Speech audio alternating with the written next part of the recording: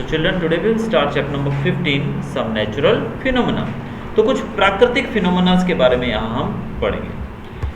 आप ऑलरेडी पढ़ चुके हैं कि किस प्रकार से हवा जो है, तूफान, साइक्लोन से जब आते हैं तो कितना नुकसान करते हैं इंसानों की प्रॉपर्टी का भी और इंसानों की जीवन भी इसमें काफ़ी ज़्यादा क्षतिग्रस्त हो जाते हैं। तो ऐसे ही कुछ फिनोमेना जो हमने पढ़े थे इनको हम नेचुरल फिनोमेना कहते हैं, जैसे कि अर्थक्वेक आता है, लाइटनिंग, बिजली कड़कती है। आपने सुना होगा न्यूज़ के अंदर कि कई बार बिजली गिरने से बहुत सारे लोग मारे जाते हैं, पशु पक्षी मारे जाते हैं, एटसेट्रा। तो पहला ही ऐसा फिनोमेना जो हम पढ़ेंगे वो है लाइटनिंग। लाइटनिंग मतलब क्या होता है? बिजली का कड़कना। You might have seen sparks on electric pole when wires become loose. This phenomena is quite common when wind is blowing and shaking the wires. You might also have seen sparks when a plug in loose in its socket. Lightning is also an electric spark, but on a huge scale. आपने देखा होगा जब कभी बिजली की दो तारें आपस में जुड़ जाती हैं हवा की वजह से तो चिंगारियाँ निकलती है ना। वैसे ही कभी कभी आपने देखा होगा कि आपने जो वायर लगाई है सॉकेट के अंदर, प्लग में जो लगाई है वायर, वो लूज होने की वजह से कई बार वो बार बार झटके मारती रहती है और चिंगारियाँ निकलती रहती है। तो ये भी एक तरह की लाइटनिंग है। लेकिन लाइटनिंग की बात करें जो बहुत बड़े लेवल पे, वो प्रकृति में नेचुरली होती है, जब बिजली कड़कती है आप देखते हो। इन ancient times people did not understand the cause of this sparks. They were therefore afraid of lightning and thought that the wrath of gods was visiting them. Now of course we understand the lightning is caused by the accumulation of charges in the clouds. We need not be afraid of the lightning, but we have to take precautions to protect ourselves from deadly spark. पुराने समय में जब बिजली गिरती थी तो लोग घबराते थे, लोग सोचते थे कि ये भगवान का प्रकोप है हमारे ऊपर, भगवान जो है वो हमसे नाराज़ है, इसीलिए वो अपनी गुस्सा हम पे प्रकट करने के लिए बिजली हमारे ऊपर गिरा रहे हैं। लेकिन अब उनको पता लगा कि बिजली जो है वो क्लाउड्स, बादलों के अंदर चार्ज जाता है, इस वजह से ये बिजली चमकती है और हम इससे बचने के लिए अपने आप को सुरक्षित करने के उपाय खोज लेते हैं। यानी कि जब बिजली गिरती है तो उस समय हमें बहुत सारी सावधानियाँ रखनी चाहिए। The sparks that the Greeks knew about. अब ये वो स्पार्क्स हैं जिसको ग्रीक लोग भी जानते थे। कौन कौन से हैं ये देखते हैं। The ancient Greek knew as early as 600 BC that when amber एक तरह का रेजिन है, was rubbed with fur, it attracted light object such as hair. You might have seen that when you take off woolen or polyester clothes, your hands hair stand on end. If you take off these clothes in the dark, you even see a spark and hear a crackling sound. In 1752, Benjamin Franklin, an American scientist, showed that lightning and the spark from your clothes are essentially the same phenomena. However, it took 2000 years for this realization to occur. We shall now study some properties of electric charge. We shall also see how they are related to the lightning. आपने देखा होगा, ये simple चीज़ तो आपने देखी होगी कि जब आप स्वेटर उतारते हो, ठंडी वाला जो वुलन स्वेटर होता है, तो उसमें से कड़कड़ाने की आवाज़ आती है। अगर आप अंधेरे में उतारोगे तो आपको रोशनी भी दिखाई देगी। अरे भाई तुम लोग जा सकते हो, जिसको नहीं पढ़ना है गेट लॉस्ट फ्रॉम हियर। तो जब बंद कमरे में अंधेरे में जब आप अपना स्वेटर उतारते हैं तो आप देखते हैं कि उसके अंदर से चार्ज की वजह से बिजली आपको मतलब रोशनी दिखाई देती है और चिंगारियों के आपस में जैसे चिंगारी निकलती है तो आवाज़ कैसी आती है वैसा भी आपको सुनाई देता है। तो अब हम ऐसे चार्जेस के बारे में देखते हैं, कुछ charging by rubbing.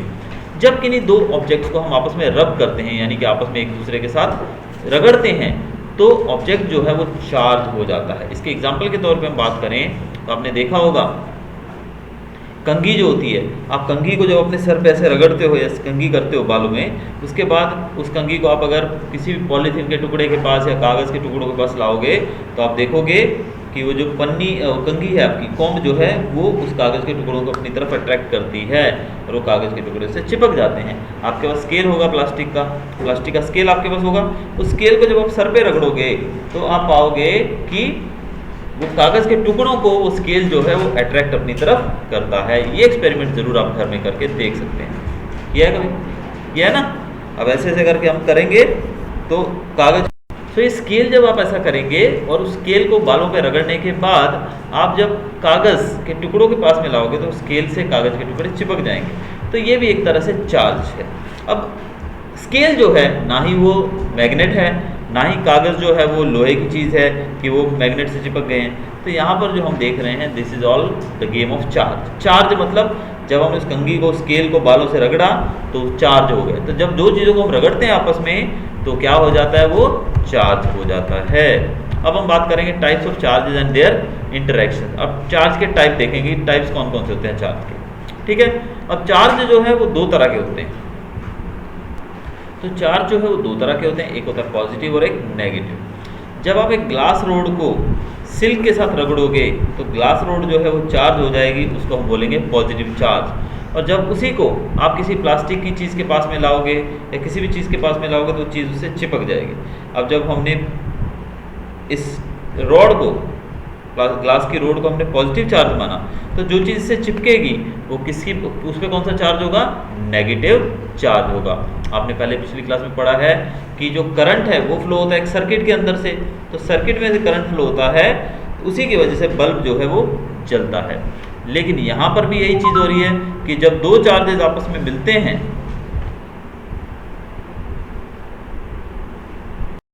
When charges move they constitute an electric. तो वैसे जब चार्जेस जो हैं नेगेटिव पॉजिटिव ये जब मूव करते हैं तो इस तरीके से एक करंट पास होता है, एक तरह का करंट पास होता है। Next we are studying about transfer of charge. Charge के ट्रांसफर के बारे में बात करते हैं।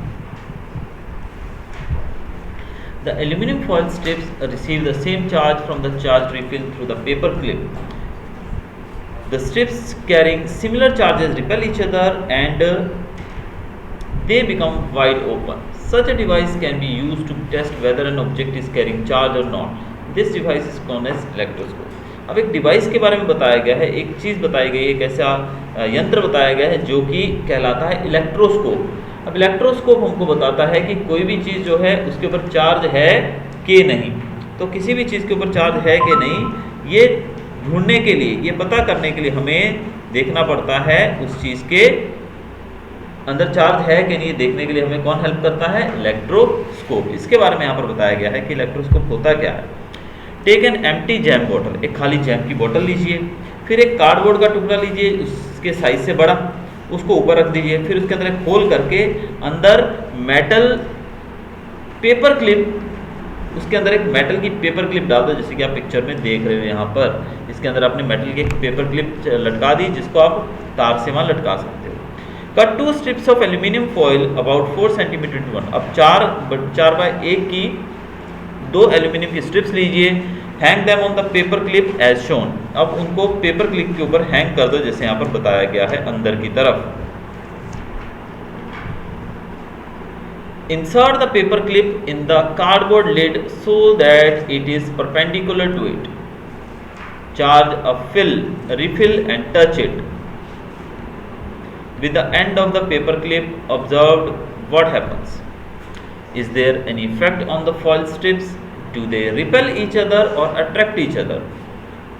Each other. Now touch other charge body with the end of the paper clip.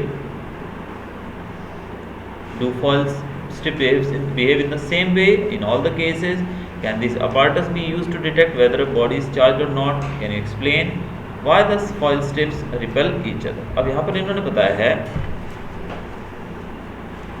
अब क्लिप के अंदर आप 2 एल्यूमिनियम की फॉइल बना के टांग दो। जब आप किसी भी चीज़ को चार्ज करके बाहर ऐसे ऊपर लगाओगे जैसे कि आप पिक्चर में देख रहे हो, तो वो दोनों एक दूसरे के दूर हो जाएंगे या एक दूसरे के साथ बिहेव करने लगेंगे। तो इस तरीके से हमको पता लग जाएगा कि वो चार्ज है कि नहीं। अगर आप चार्ज करके किसी भी चीज़ को, जैसे हमने स्केल को सर पे घिस के हमने पेपर को उठाया, वैसे भी किसी भी चीज़ को चार्ज करके उसके पास में लाओगे तो अंदर क्या होगा, या तो वो पास में आएंगी या फिर दूर जाएंगी। वैसे ही अब आप बिना चार्ज की हुई कोई चीज़ को लाओगे तो वो मूवमेंट फिर से करेंगी, या तो फिर पास में आएंगी या दूर जाएंगी। तो इस तरीके से आप पता लगा सकते हैं कि वो चार्ज है कि नहीं। तो इसको कहा जाता है electroscope. Thus we find that electric charge can be transferred from a charged object to another through a metal conductor. तो यहाँ पर हमें पता लगता है कि हम चार्ज को एक से दूसरे में फॉरवर्ड कर सकते हैं, किसकी मदद से, मेटल कंडक्टर की मदद से। जैसे कि करंट पास होता है ना, प्लग के अंदर से तार लगा के हम लोग कनेक्शन कर देते हैं लैपटॉप के अंदर, तो करंट वहाँ से यहाँ पास होने लगता है। वैसे ही इस तार के माध्यम से, वैसे ही जो चार्ज है वो भी एक जगह से दूसरी का पास किया जा सकता है। Thus we find that electric charge can be transferred. Touch the end of the paper clip gently with hand and you will find a change in the foil strips. They come back to their original state. Repeat charging of foil strip and touching the paper clip. Every time you will find that the foil strips collapse as soon as you touch the paper clip with hand. Why does this happen? The reason is that the foil strips lose charge on the earth through your body. We say that the foil strips are discharged.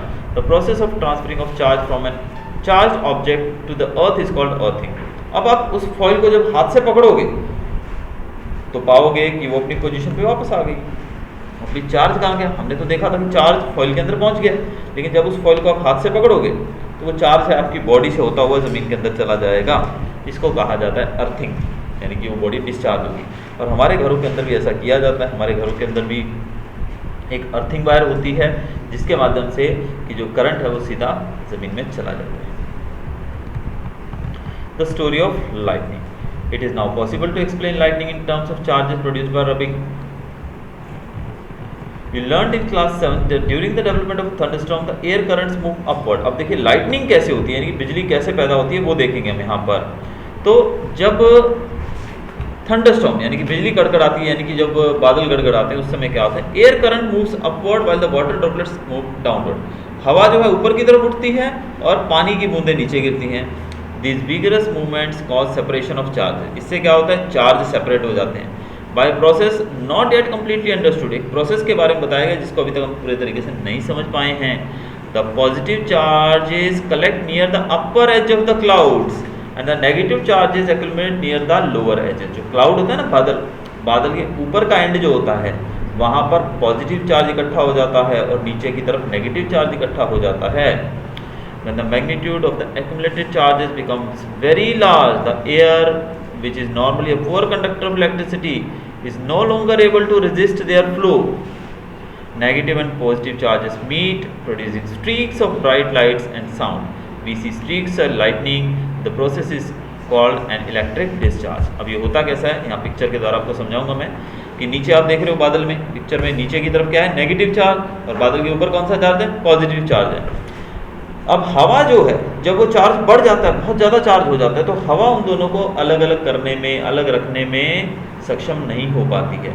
तब वो दोनों आपस में एक दूसरे के contact में आ जाते हैं और उसी समय हमें बहुत तेज़ बिजली कड़कड़ाती हुई नीचे, जो आप यहाँ पर देख रहे हैं ना, लाइन बनी हुई है बिजली की, तो इस प्रकार से वहाँ पर आप लाइन बिजली को गिरते हुए देख सकते हैं। The process of electric discharge can occur between 2 or more clouds or between clouds and the earth. Today we need not get frightened by lightning like our ancestors did. Now we understand the basic phenomenon. Scientists are trying hard to improve this understanding. However, lightning strikes could destroy life and property. It is therefore necessary to take measures to protect us.